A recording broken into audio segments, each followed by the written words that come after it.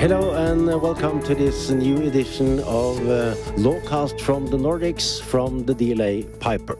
My name is Erik Woll, and with me here in the Oslo studio is from Shanghai, China, Mr. Qiang Li, better known as LQ, co-head of Asia division of the DLA Piper. And we have Peter Neslund, who is country managing partner for DLA Piper in Sweden, and Mr. Martin Lavesen, who is country managing partner for DLA Piper in Denmark.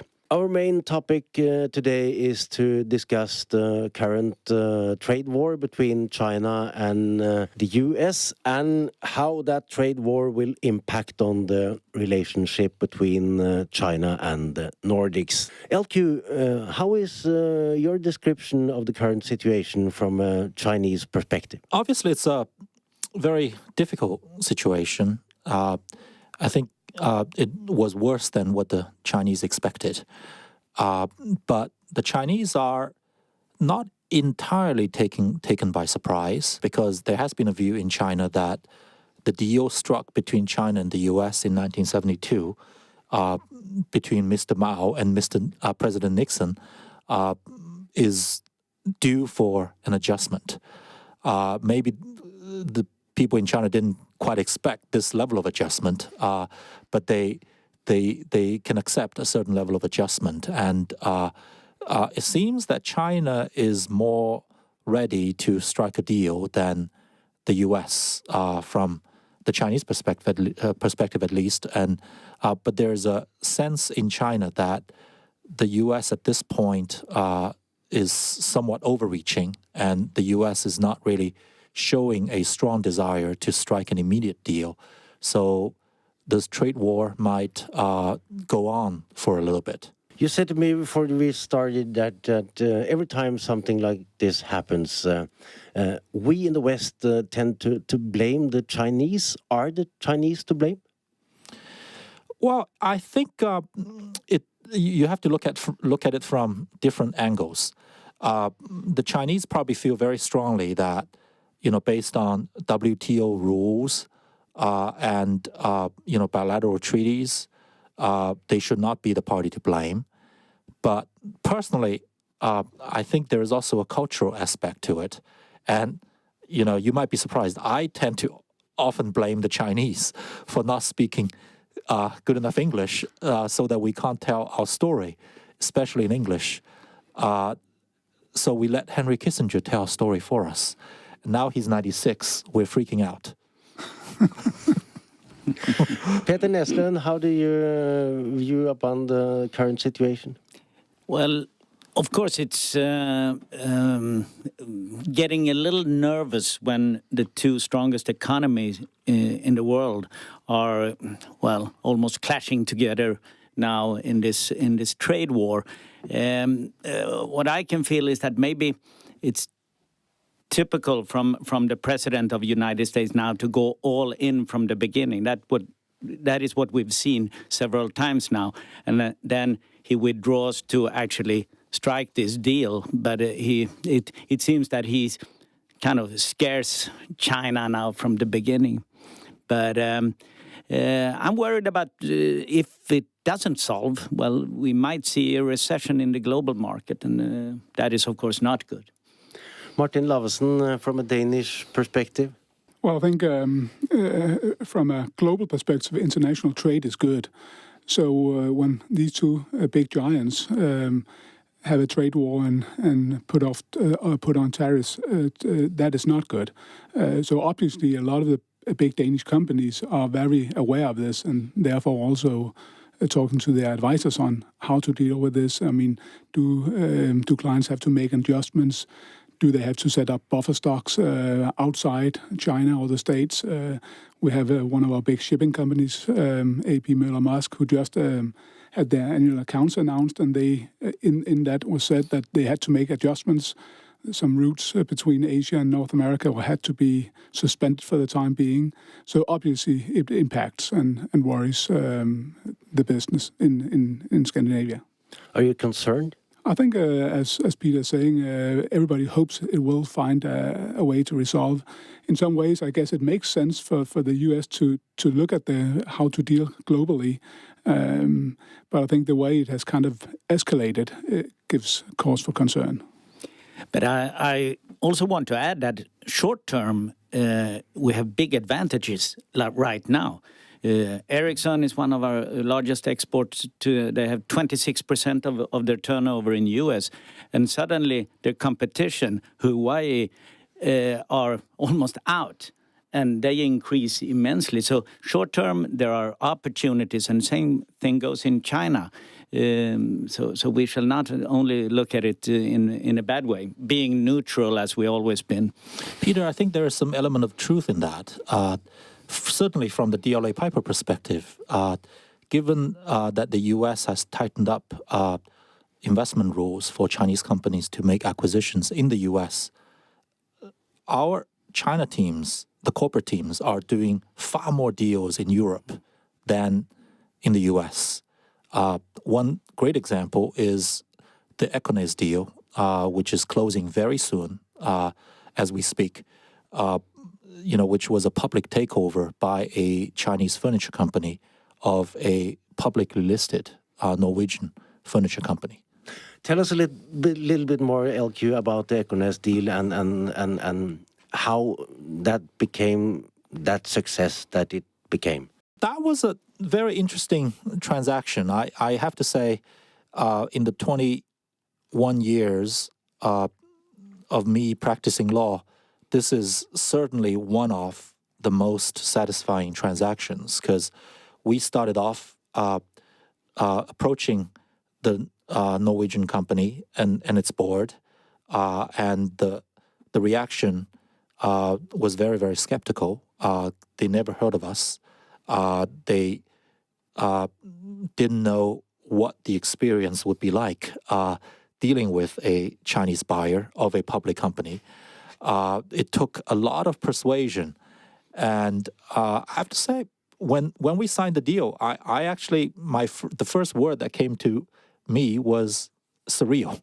I actually couldn't believe it actually happened, and we converted a very skeptical target company we converted them into somebody who really embraced the Chinese buyer, who had an amazing story to tell them because of his own success in China and also his desire to collaborate with Nordic furniture designers. And he's been doing that for decades. And he's been following the Econes operations for many years. So for him, it was almost like a dream come true to be able to become the new owner to Econes, and he made a personal commitment to spend time in Norway, to buy a house here, to learn about the Econes trade, and to try to expand the sales channels for Econes in China because of the tie-up. So far,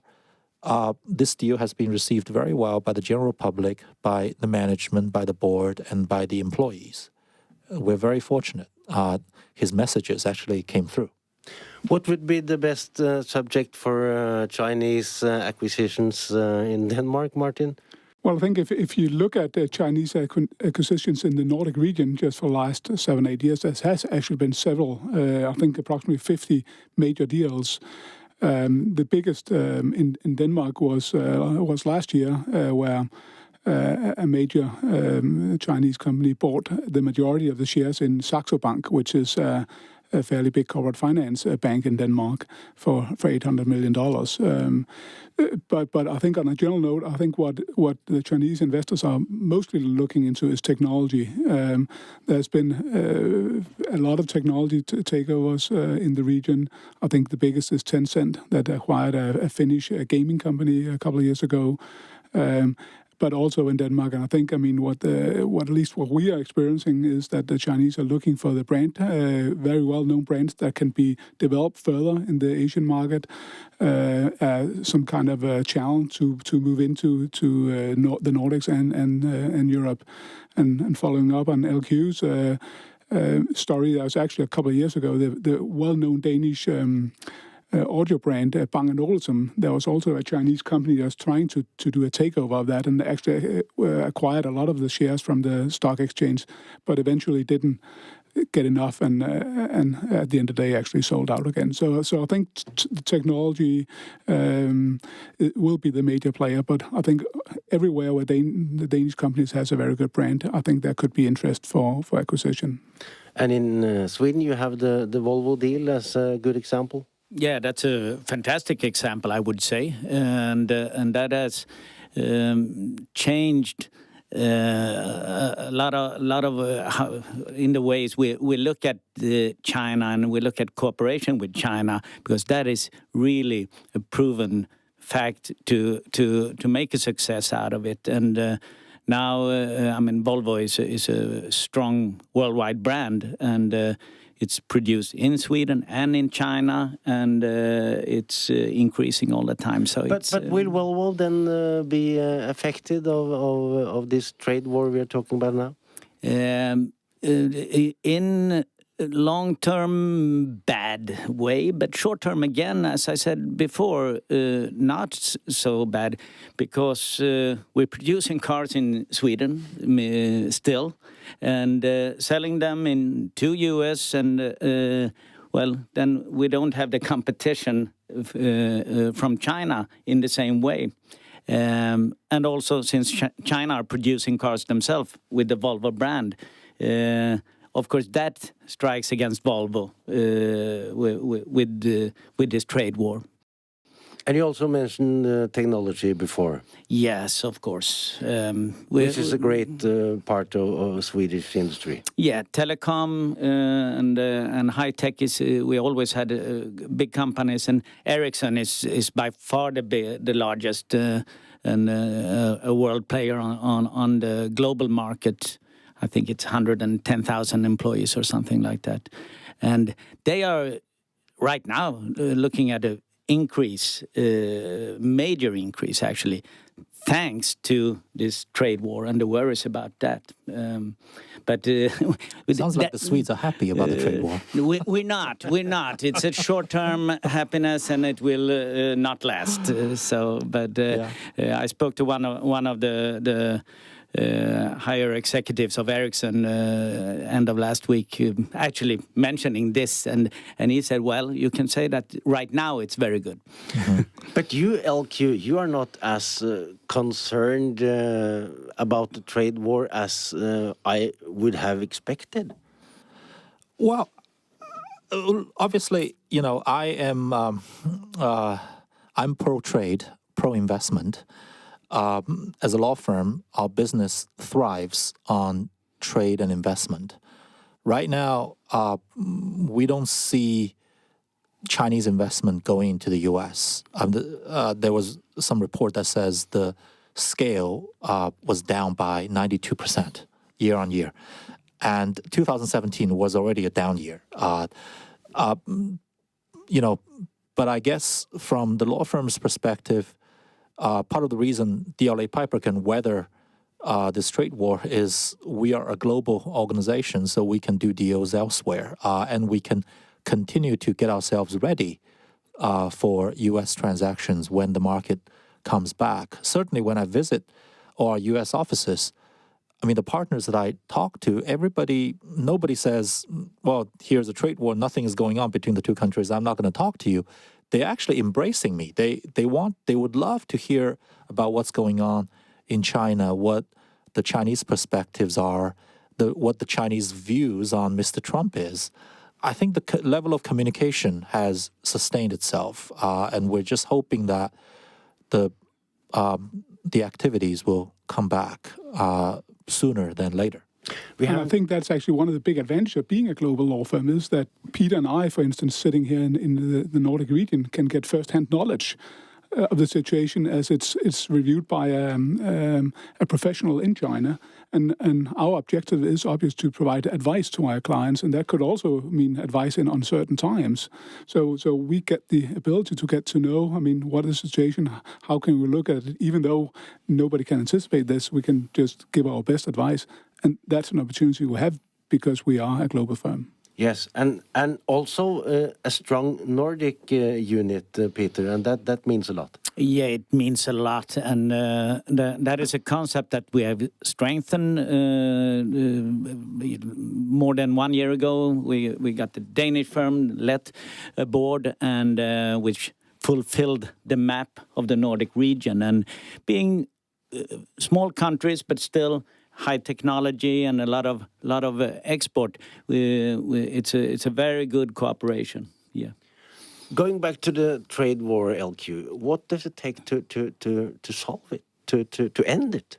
I'm afraid it might take a long time because you can tell that there is not enough trust between China and the U.S. at the moment, which is really unfortunate. And I really wish the Chinese spoke more English and learned more secrets of the Western societies, and which may result in us not being overly strident in our rhetoric sometimes. But of course, it's a two-way street in the end. There may be a role for the Nordic tribes to play. Forgive me for using the word tribe. China itself is a big tribe. I think the U.S. and China could do with a trusted middleman. And I think the Nordic countries may be in a unique position to take leadership in that. And it will not be a role that will naturally, automatically fall onto the Nordic countries. But with the right amount of leadership and drive, you can probably invent a role for yourself. And especially if the trade war becomes a protracted affair, just like when the Equinix deal appeared like it would take a long time, the client could do with having a few trusted advisors who did very well. We do indeed have some candidates, don't we, Martin? I'm sure you have a Henry Kissinger To be a somewhere. moderator, to be a middleman? facilitator. Yeah. Yes, but I think in some ways this is more a political issue, and even though we would like to advise on many issues, this might be a little more geopolitical. But I think we'll at least try to do our best, and just the way the DLA Piper organization is set up is it kind of facilitates the international understanding and the global knowledge, which will be key in any way of doing some kind of resolvement. But it is an interesting thought. I mean, the history and tradition of arbitration, for example, in Sweden is quite well reputed in China, and a lot of arbitrations goes to Stockholm actually, and Chamber of Commerce, and in the Nordic we always negotiated and finally get along, even though maybe the Vikings never, that's so not always got that. I remember in the early days, all the joint venture contracts between Chinese companies and U.S. companies, they all designated Stockholm as the arbitration seat. And the Chinese in those days couldn't really understand it because they would lump Sweden into the camp of Western countries. So they wouldn't necessarily see why Sweden would be such a neutral venue, but I think over time they have come to the realization that the Nordics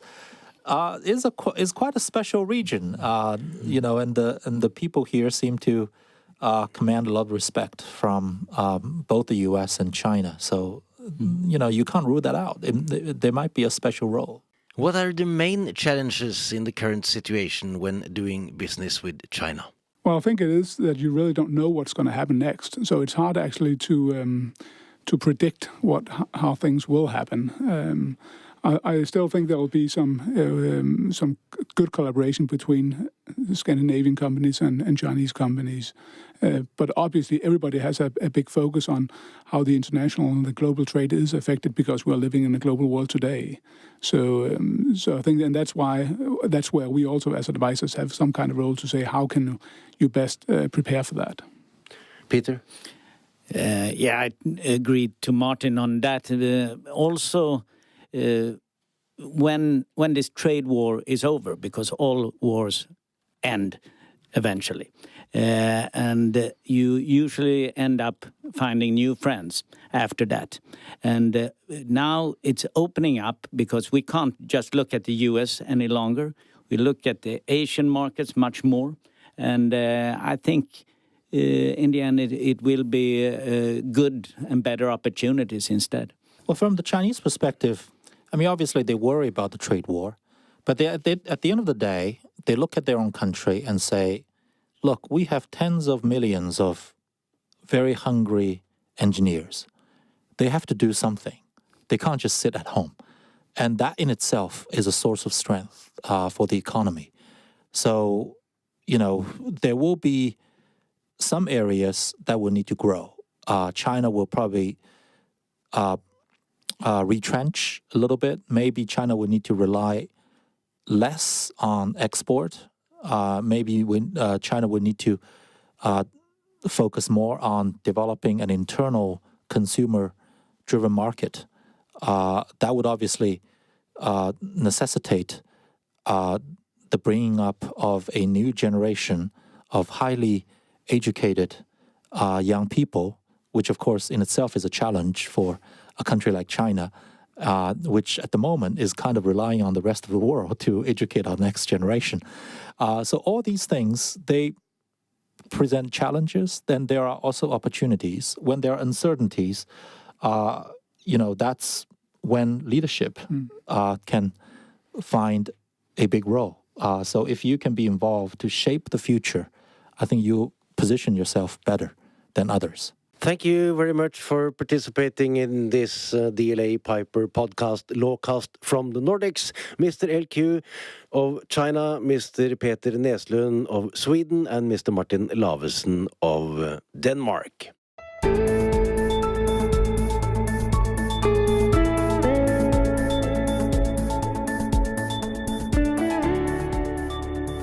It's now my great pleasure to introduce Mr. Charlie Dent, former U.S. Congressman and now a senior policy advisor for DLA Piper, with us from Washington, D.C. Mr. Dent, you have been listening to our conversation. What are your main perspectives on the current situation between China and the U.S.? Yeah, the situation as I see it between China and the United States is this. President Trump is fixated, some would say obsessed, with the trade deficit with China, the American trade deficit with China, which, last I checked was north of about $375 billion just last year, and about 65% of the total U.S. trade deficit. So that seems to be the focus of the president. And President Trump tends to view trade deficits almost as a theft. He has this view of it that is, I think, many economists would disagree with, as do I personally. Now, that said, I don't believe that the United States is yet fully focused on the China trade issue. As we speak, the United States is renegotiating NAFTA. There is an understanding with Mexico, and it appears that there may be an agreement with Canada in the not-too-distant future. Once the NAFTA renegotiation is complete, and actually I'm a little bit more optimistic that we may get to a better place. There's been a lot of damage done along through this process in relationships with our friends and allies, both in North America as well as in Europe. But we may actually end up at a reasonable place. Once NAFTA is complete, then I believe the United States will focus more thoroughly on China. And the question on China is this. Is the focus going to be on the trade deficit, or will it be on intellectual property protection, coercive technology transfer, or simply granting greater investment access for American companies into China, which is something I think many of us, both in North America and in Europe and Scandinavia, are very much interested in. Mr. LQ said earlier that China seems to be more ready to strike a deal than the U.S. Regarding what you said about the president and his relationship to China, what would you think? I don't believe that China would like to strike a deal with the U.S. before the November midterm election. I've often felt that the Chinese have a much higher threshold for pain than do the Americans. In the U.S. as in Europe, we have democratic systems where those who are affected by trade, will contact their representatives and they will scream very loudly about the pain and the impacts and the consequences of trade wars. In China, it's an authoritarian regime, and I think they are in a better position to withstand, that type of public pressure. However, in many respects. While there are no winners in a trade war, it seems that China has more to lose than the United States. So I do think China wants to resolve this, but after the midterms, where the Republicans are expected to lose seats significantly in the House and the Senate could go either way, that I think that the Chinese might feel that they have better leverage with the Trump administration through the midterm rather than before. So, Mr. Dent, what is your advice, your message to your fellow DLA Piper colleagues in China and in the Nordics in this tense situation? I would say to them all to pay very close attention to this next round of tariffs that the president has proposed. He's talked about another $200 billion of tariffs that could be imposed in mid-September. I would also tell the DLA partners and all those listening, listen to your clients.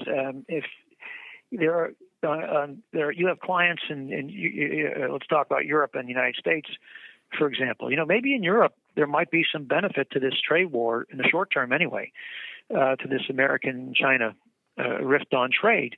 The Chinese might end up sourcing some things they can to Europe rather than the United States, so they can escape the tariffs.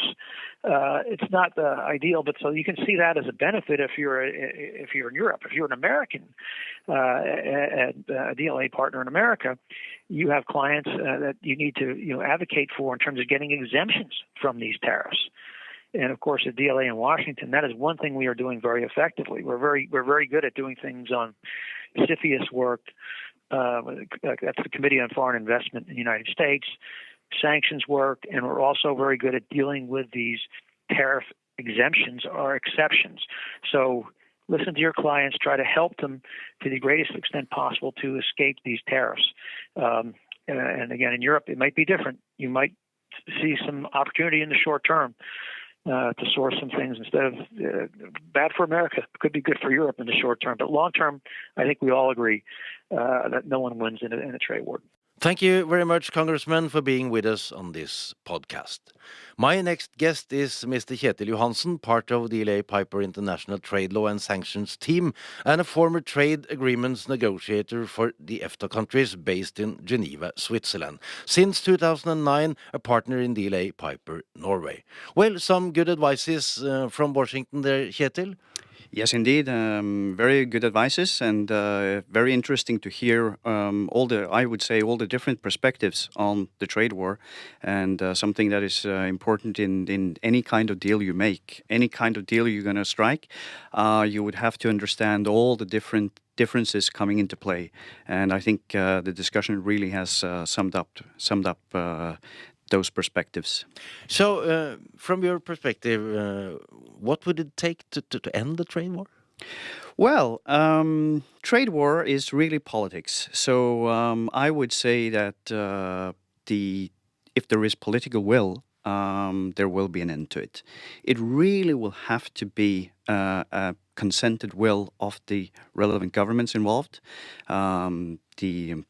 The Trump administration will really need to do that. So does the administration in China. And it's been interesting to hear who is most ready to strike a deal. I'm not sure. On this podcast, we have discussed the topic from a Chinese perspective, from a U.S. perspective. How would you sum up the discussion? I would say that in trade war, it's never anything good in it. We had a discussion about some short-term benefits. I think Peter from Sweden referred to some short-term benefits. In my world, as I see it, trade war is only deteriorating. It's never any good. And I very much agree with Charlie that in a trade war, no one really wins. What are your biggest concerns regarding the current situation? Well, short term, it's about escalating the trade war. It will have to escalate. We know that there is a new round of tariffs coming into play. It will get worse before it can become better. And when it becomes better, something else will come into play. And for businesses, these kind of things are always obstructive. They are never good. You need to redo your whole value chain. You need to rethink what you're doing, where you source from, where you ship to. And from a Nordic perspective, all being very open economies, heavily reliant upon exports and imports. The US, China, and the EU being the largest trading partners, this is nothing good for us. Thank you very much, Mr. Kjetil Johansen. Also thanks to Peter Neslund from Sweden, Martin Lavesen from Denmark, Mr. Charlie Dent from Washington, and Mr. LQ from China. My name is Erik Voll. Thank you very much for listening.